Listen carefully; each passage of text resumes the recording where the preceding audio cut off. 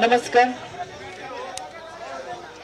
आज या ठिकाणी राज्यव्यापी संविधान गौरव मेळाव्याच्या निमित्तानं ज्यांच्या मार्गदर्शनाखाली महाराष्ट्रामध्ये अतिशय भव्य स्वरूपात मेळावे होतात आणि महाराष्ट्रामध्ये प्रथमच असं होतंय की महाराष्ट्राच्या कानाकोपऱ्यातला प्रत्येक समाजातला घटक आदरणीय दादांना येऊन भेटतोय आणि सांगतोय की दादा आम्ही तुमच्या सोबत आहोत। आणि हे सांगण्यासाठी शहरी भाग, ग्रामीण, वाड्या वस्त्या आणि पाड्यांवरून या ठिकाणी आलेला भीमसैनिक आणि ज्यांच्या प्रती आपण ही कृतज्ञता व्यक्त करताय, ज्यांच्या प्रती आपण हे प्रेम व्यक्त करताय, ते आपल्या सर्वांचे लाडके नेतृत्व राज्याचे उपमुख्यमंत्री आदरणीय अजितदादा, राज्याचे प्रांत अध्यक्ष आदरणीय सुनीलजी तटकरे साहेब, आदरणीय आमदार सतीशजी चव्हाण, आदरणीय आमदार विक्रमजी काळे, आदरणीय अमरसिंह पंडितजी, सूरजजी चव्हाण, कल्याणजी आखाडे, लतीफजी तांबुळे, ज्यांनी इतक्या सुंदर कार्यक्रमाचं आयोजन केलं।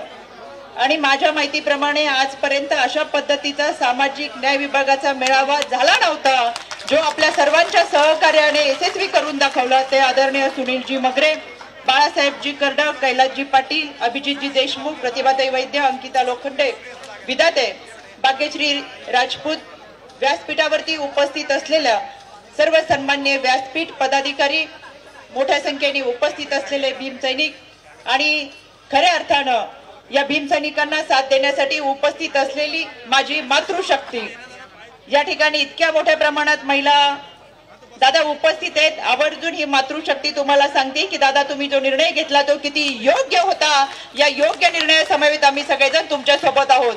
सर्वप्रथम मी आपल्या सगळ्यांचे मनापासून आभार व्यक्त करते। आजच्या या मेळाव्याच्या निमित्तानं आपण सर्वजण या ठिकाणी उपस्थित राहत असताना सुनीलजी मगरे आपण प्रत्येकाला बरोबर घेत प्रत्येक वाड्या वस्त्याचा माणूस या ठिकाणी उपस्थित राहील याची काळजी घेत दादांना पाठिंबा देण्याचा आपण जो प्रयत्न केलाय तो यशस्वी होताना दिसतोय। आज या ठिकाणी आपण सगळेजण एकत्र येत असताना खऱ्या अर्थानं सामाजिक न्याय विभागाच्या माध्यमातून भारतरत्न डॉक्टर बाबासाहेब आंबेडकरांचं संविधान मांडण्याची भूमिका घेतली। आज खरं अंधश्रद्धेच्या विरोधात प्रखर भूमिका घेत स्वच्छतेचा प्रचार स्वतःच्या कृतीतून करणारे राष्ट्रसंत गाडगे महाराज यांची जयंती या निमित्त मी त्यांना विनम्र अभिवादन करते। एक राज्य महिला आयोगाचे अध्यक्ष म्हणून, एक सामान्य कुटुंबातली महिला म्हणून मी तुमच्या समोर उभी आहे ते केवळ आणि केवळ बाबासाहेबांनी दिलेल्या संविधानामुळे। कारण हे संविधानातलं घटनेतलं पद आहे आणि म्हणून शेतकरी कुटुंबातल्या एका महिलेला, बहुजन समाजाच्या एका महिलेला या व्यासपीठावरती बोलण्याची संधी मिळाली ती बाबासाहेबांच्या संविधानामुळे, याचा मला मनापासून अभिमान वाटतो। महाराष्ट्राची अस्मिता असलेले छत्रपती शिवरायांचं स्वप्न असलेल्या लोक कल्याणकारी राज्याची संकल्पना पुढे घेऊन चालत असताना राजश्री शाहू महाराज असतील, क्रांतीसूर्य महात्मा ज्योतिबा फुले यांची समता आणि बंधुत्वाची भूमिका असेल आणि हा विचार पुढे घेऊन चालण्याचा प्रयत्न करणारे भारतरत्न डॉक्टर बाबासाहेब आंबेडकरांचा खरा समतावादी विचार आणि त्याची खोलवर रुजलेली पाळेमुळे असतील, ही आपल्या माध्यमातून समाजाच्या तळागाळापर्यंत पोहोचावी यासाठी प्रयत्न करणारा माझा सामाजिक न्याय विभागाचा भीमसैनिक असेल, या सगळ्यांना मी मनापासून धन्यवाद देते। या संविधान गौरवच्या माध्यमातून खऱ्या अर्थानं संविधान समाजामध्ये पोहोचवण्याची गरज आज जाणवते। माझ्या महिला भगिनी मोठ्या संख्येने उपस्थित आहेत। मला त्यांना आवर्जून सांगायचंय, बाबासाहेबांनी तुम्हाला मला घटना दिली, संविधान दिली, सगळ्यात महत्वाचं म्हणजे तुम्हाला आणि मला माणूस म्हणून जगण्याचा अधिकार दिला आणि खऱ्या अर्थानं हा अधिकार समाजामध्ये घेऊन जाण्यासाठी आपली भूमिका फार महत्वाची आहे।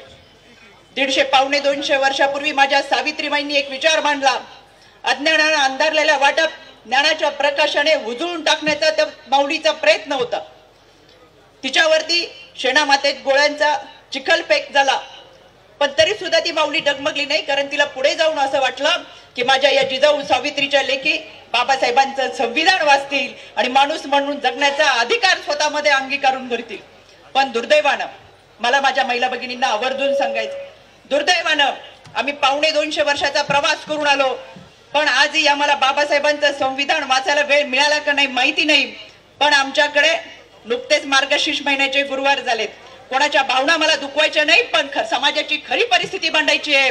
आम्ही मार्गशीर्ष महिन्याचे 4 गुरुवार त्याचे उपवास केले असतील, नवरात्रीचे उपवास केले असतील, वडाच्या झाडाला फेऱ्या मारल्या असतील, त्याच्या अगोदरचे उपवास केले असतील, नागपंचमीचे उपवास केले असतील, ह्या सगळ्या पोथ्या पुराण आमच्या घरामध्ये आहेत, पण दुर्दैवानं आजही आमचं बाबासाहेबांचं संविधान आमच्या घरामध्ये सापडत नाही.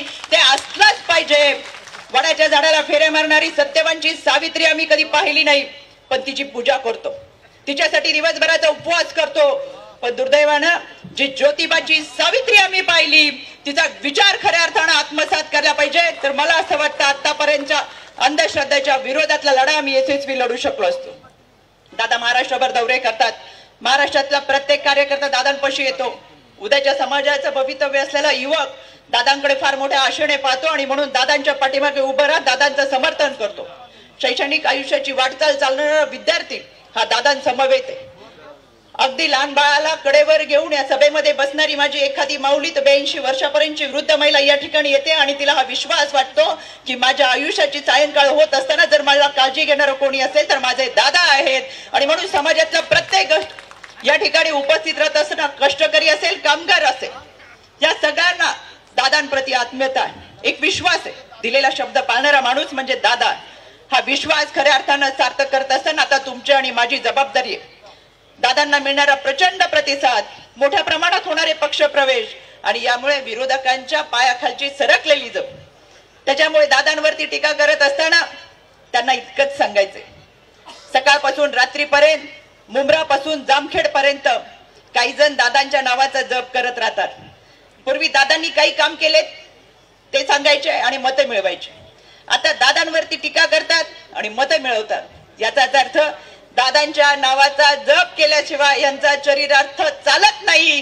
त्याच्यामुळे त्यांना दादांचा जप करावा लागतोय. या निमित्तानं आवर्जून सांगू इच्छिते. अनेक जण सांगतात दादांनी जो विचार घेतला, जो निर्णय केला, तो पुरोगामी महाराष्ट्राला सोडून हिंदुत्ववादीकडे जाणार आहे.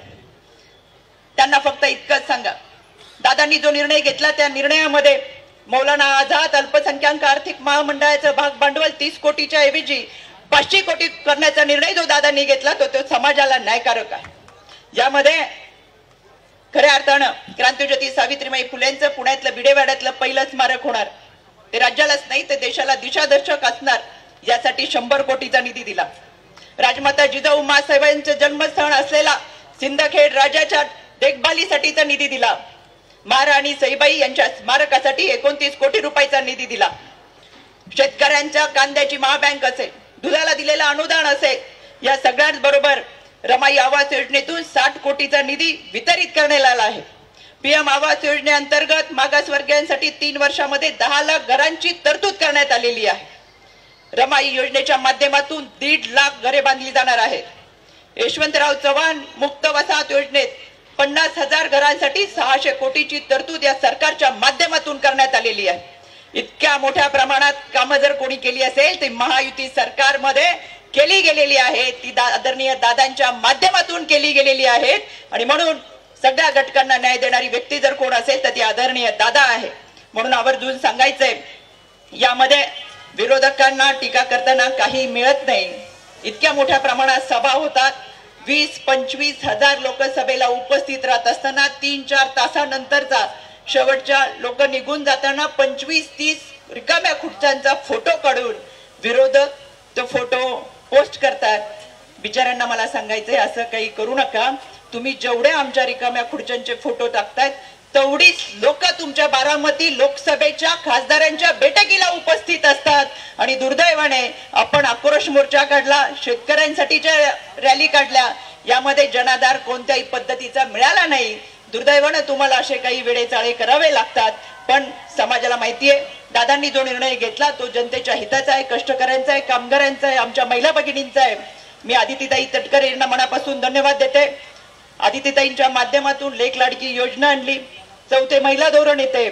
मला माझ्या मायमाऊलींना या ठिकाणी बसले त्यांना आवर्जून सांगायचंय, फार खोलात जाणार नाही, पण या लेक लाडकी योजनेच्या माध्यमातून जन्माला येणाऱ्या मुलीच्या नावावरती 5,000ची तरतूद करत असताना ती पहिलीला गेल्यानंतर 7,000 रुपये, ती 7वीला गेल्यानंतर 9,000, ती 18 वर्षाची पूर्ण झाल्यानंतर 75,000 रुपयाची रोख रक्कम आणि असे एकूण तिला 18 वर्षापर्यंत 1 लाख रुपयाचा निधी मिळणार. जेणेकरून खऱ्या अर्थानं सबलीकरण आणि सक्षमीकरणाचा विचार या माध्यमातून रुजला जाणार. 4थं महिला धोरण येत असताना 9 महिने 9 दिवस गर्भात वाढलेल्या लेकराला जन्म देताना बाळणपणाची कळा प्रत्येक माऊलीनी सोसलेली असते. पण बाळाच्या नावापुढे पित्याचं नाव येतं. या धोरणानुसार जन्मदाता आईचं नाव आता बाळाच्या नावानंतर लागणार आणि खऱ्या अर्थानं हा आमच्या मातृत्वाचा सन्मान आहे असं मला मनापासून वाटतं. हे 4थं धोरण आमच्या महिलांच्या सुरक्षितेचं आणि आमच्या सबलीकरण सक्षमीकरणाचं आहे. म्हणून येणाऱ्या काळामध्ये देखील दादा आपण जो निर्णय घेतला तो किती योग्य होता हे सगळ्यांच्या उपस्थितीवरून दिसून येतं. म्हणून या सगळ्यांच्या उपस्थितीबद्दल मी आभार व्यक्त करत असताना ग्रामपंचायतीच्या निवडणुकीला आपण ज्या पद्धतीने दादांना पाठिंबा दिला तसाच येणाऱ्या काळामध्ये लोकसभेच्या निवडणुकीला आपल्या सगळ्यांना प्रत्येक जागेवरती दादा उभे आहेत असं समजून मतदान करायचंय आणि आपला हा पाठिंबा मतदानाच्या माध्यमातून जो संविधानाने आपल्याला मतदानाचा अधिकार दिलाय तो दाखवून द्यायचा इतकीच विनंती या निमित्तानं करते आणि थांबते. धन्यवाद. जय हिंद, जय महाराष्ट्र, जय ज्योती, जय क्रांती, जय भीम. देश विदेशातील प्रत्येक घडामोडींचे लाईव्ह अपडेट मिळवण्यासाठी आता साम टीव्हीच्या सर्व सोशल मीडिया प्लॅटफॉर्मला लाईक, फॉलो आणि सबस्क्राईब करा. तसंच सर्व नोटिफिकेशनसाठी बेल आयकॉन प्रेस करायला विसरू नका.